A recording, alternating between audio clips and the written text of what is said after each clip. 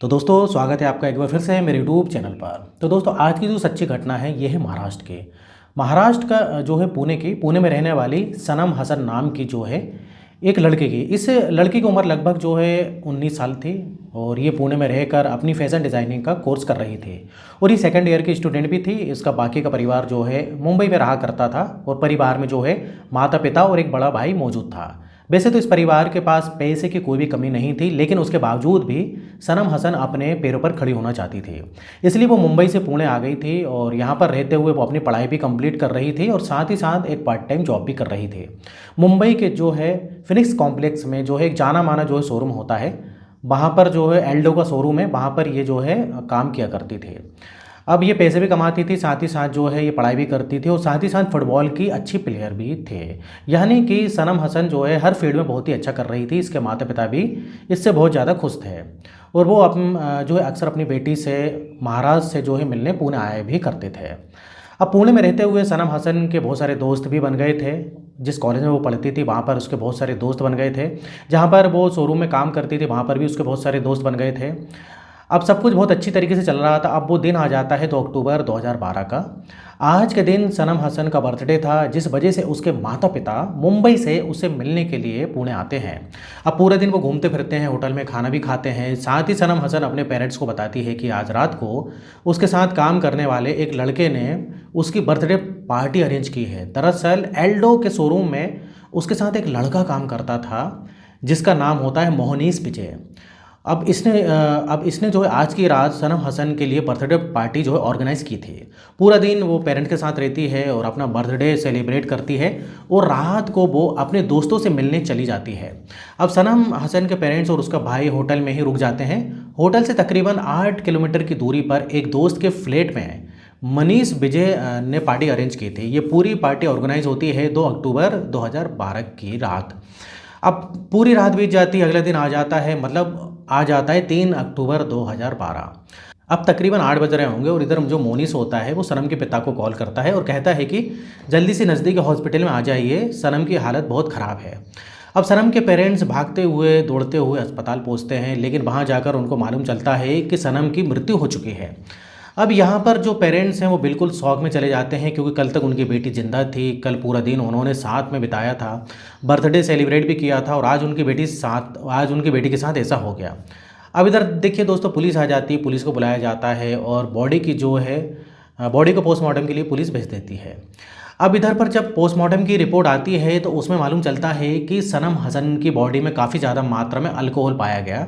यानी कि या तो उसने अपनी मर्जी से या फिर किसी ने ज़बरदस्ती उसको शराब पिलाई थी और उसी शराब के ओवरडोज और मतलब उसी जो शराब जो पी थी उसको ओवरडोज के कारण उसको हार्ट अटैक आ जाता है।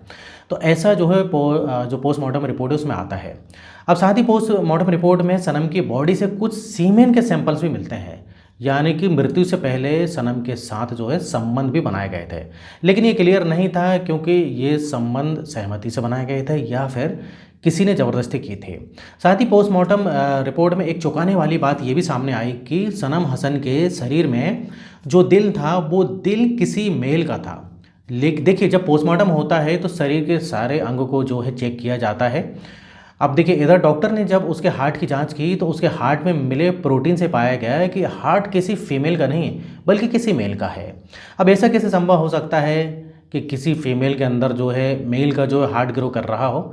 सनम की बॉडी पर उसके मरने से पहले से कोई निशान भी नहीं था जिससे कहा जा सके कि उसकी कोई हार्ट की सर्जरी हुई थी।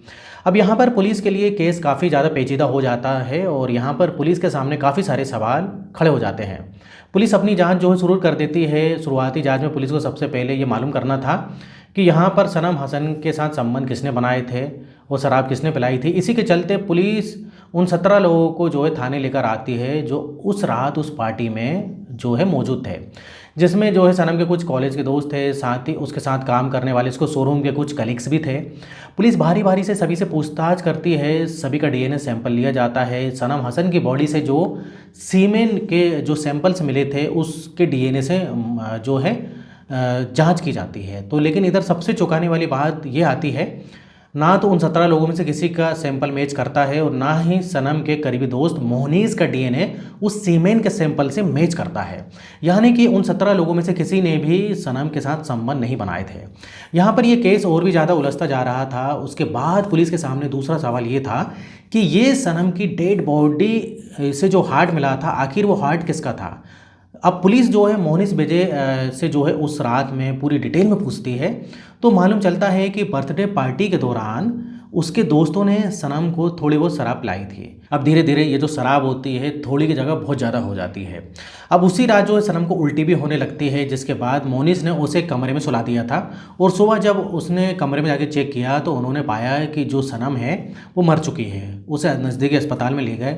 डॉक्टर ने चेक किया तो उन्होंने उसे मृत घोषित कर दिया। अब क्योंकि इस केस में पुलिस को कुछ भी लीड नहीं मिल रही थी, ऐसे ही समय बीतता जा रहा था और अब साल आ जाता है 2014 का। सनम के पेरेंट्स के कहने पर यह केस सीबीआई को हैंडओवर कर दिया जाता है। सीबीआई सारे तथ्यों को जोड़कर इस केस की इन्वेस्टिगेशन शुरू करती है। सबसे पहले उन 17 लोगों से बातचीत होती है, उनका बयान लिया जाता है जो उस दिन पार्टी में मौजूद थे। सभी के डीएनए सैंपल्स को रिपोर्ट को डीपली एग्जामिन किया जाता है, लेकिन उसके बावजूद भी सीबीआई के हाथ में भी कुछ नहीं लगता। सीबीआई के सामने एक और बड़ा सवाल ये भी था कि आखिरकार सनम की बॉडी से किसी मेल का हार्ट कैसे मिला। तो सबसे पहले इसी की जब जांच की जाती है तो मालूम चलता है कि जिस दिन हॉस्पिटल में सनम की डेड बॉडी का पोस्टमार्टम हो रहा था, उस दिन वहाँ पर उसके अलावा 4 और बॉडीज़ जो है मौजूद थी जिनका कि पोस्टमार्टम हो रहा था। अब देखिए इधर जो है पोस्टमार्टम, जब पोस्टमार्टम होता है तो करते हुए वीडियोग्राफी करना ज़रूरी होता है, लेकिन उस दिन वहाँ पर मेडिकल स्टाफ ने किसी पोस्टमार्टम करते वक्त मतलब वीडियोग्राफी नहीं की थी। तो यहाँ पर सीबीआई का ये कंक्लूजन निकलता है कि कहीं ना कहीं मेडिकल स्टाफ और डॉक्टर्स की गलती के कारण यहाँ पर हार्ट मिसमैच हुआ। सनम हसन का जो हार्ट था और कोई दूसरा हार्ट था, उसमें डॉक्टर्स कंफ्यूज हैं, जिस कारण से रिपोर्ट में ये बताया गया कि सनम की बॉडी से किसी मेल का हार्ट मिला है। कुछ हद तक ये भी गुत्थी सुलझ गई थी, हालांकि इसका कोई प्रमाण तो नहीं मिला, लेकिन सारे तथ्यों को जोड़कर यही चीज़ें सामने आई। लेकिन सवाल अभी भी यही था कि सनम के साथ मरने से पहले संबंध किसने बनाए थे, और ये सवाल खोजने में पुलिस को तकरीबन 2 साल का समय लग गया। अब साल आ जाता है भाई 2016 का, जब सीबीआई को भी इस केस में कोई लीड नहीं मिलती है, तो वो सनम की डेड बॉडी को कब्र से दोबारा निकलवाने की डिमांड रखते हैं। कोर्ट से इस बात का आदेश भी लिया जाता है। कोर्ट जब इसकी परमिशन दे देता है तो फिर से सनम की डेड बॉडी को कब्र से निकाला जाता है। उसके कुछ डीएनए सैंपल्स लिए जाते हैं। उनके जो डीएनए सैंपल होते हैं, मतलब उस के जो डीएनए सैंपल्स होते हैं उसको फिर से मैच किया जाता है, लेकिन इसके बावजूद भी सीबीआई के हाथ में बिल्कुल भी कुछ नहीं लगता है। अभी तक सीबीआई को कुछ भी ऐसा एविडेंस नहीं मिला था जिससे कि किसी को प्राइम सस्पेक्ट बनाया जा सके। सनम हसन के पेरेंट्स का कहना था कि उनकी जो बेटी थी वो अपनी फिटनेस का बहुत ध्यान रखती थी। वो एक फुटबॉल प्लेयर भी थी, वो कभी शराब वगैरह को हाथ नहीं लगाती थी। उनका कहना था कि बर्थडे पार्टी पर किसी ने ज़बरदस्ती उसे शराब पिलाई, शराब पिलाकर उसके साथ दुष्कर्म किया और फिर उसकी हत्या कर दी। सीबीआई हर एंगल से जो है जांच करती, दुश्मनी के एंगल से, प्यार के एंगल से। जो 17 सस्पेक्ट यहाँ पर थे उन सभी की बारीकी से जांच की जाती है, उनका बैकग्राउंड खंगाला जाता है, पड़ोसियों से पूछताछ भी की जाती है। सनम हसन के कॉलेज स्टूडेंट, कॉलेज का स्टाफ, सभी से पूछताछ की जाती है, लेकिन फिर भी इधर जो है दोस्तों सीबीआई के हाथ में कुछ भी नहीं लगता है। अब इंडियन हिस्ट्री में ऐसे बहुत ही कम केसेस हैं जो इस तरीके के सामने आते हैं, जिनमें जो है केस जो है सुलझने के बाद भी अनसुलझा रह जाता है। इस केस की कहानी भी कुछ ऐसी ही है। इतनी लंबी जांच के बावजूद भी इस केस में कोई भी सस्पेक्ट नहीं मिल पाया। ये केस आज भी पेंडिंग है और आज भी पेंडिंग पड़ा हुआ है, और सनम हसन की हत्या हुई थी या फिर उसकी डेथ नेचुरल थी, इसके बारे में कोई भी कंक्लूजन निकल कर नहीं आया है। देखिए सीबीआई की जाँच का तो कोई कंक्लूजन नहीं निकला, लेकिन इस वीडियो से कंक्लूजन ये निकलता है कि अगर आपके घर में बच्चे हैं, आपकी बेटी है, बेटा है, कोई भी वो अगर बाहर पढ़ता है, तो भाई उनकी बारीकी से एक्टिविटी पर नज़र आपको रखना चाहिए। कोशिश कीजिए कि आप लगातार उनसे मिलने जाते रहें, जिस भी कॉलेज में जहाँ पर भी पढ़ते हैं उधर का माहौल कैसा है, वो कहाँ जाते हैं, वो क्या करते हैं। तो दोस्तों ये आज की डेट में बहुत ही ज़रूरी है। तो इधर थी आज की कहानी, जो कि एक अनसुलझी जो है कहानी रह गई है। तो दोस्तों इधर वीडियो खत्म होता है। वीडियो पसंद है वीडियो को लाइक करिए, और इस टाइप से बहुत सारी मैं सच्ची घटना पर जो है वीडियो बनाते रहता हूँ, डेली वीडियो बनाता हूँ। अगर आप इस टाइप से वीडियो पसंद करते हैं और चैनल को सब्सक्राइब नहीं किया है तो प्लीज़ अभी सब्सक्राइब कर लें और वीडियो को लाइक करना ना भूलें। तो फिर मिलेंगे कुछ इसी प्रकार के वीडियो के साथ। जब तक आप बने रहिए और देखते रहिए आपके अपने चैनल में क्राइम वायरल टीवी।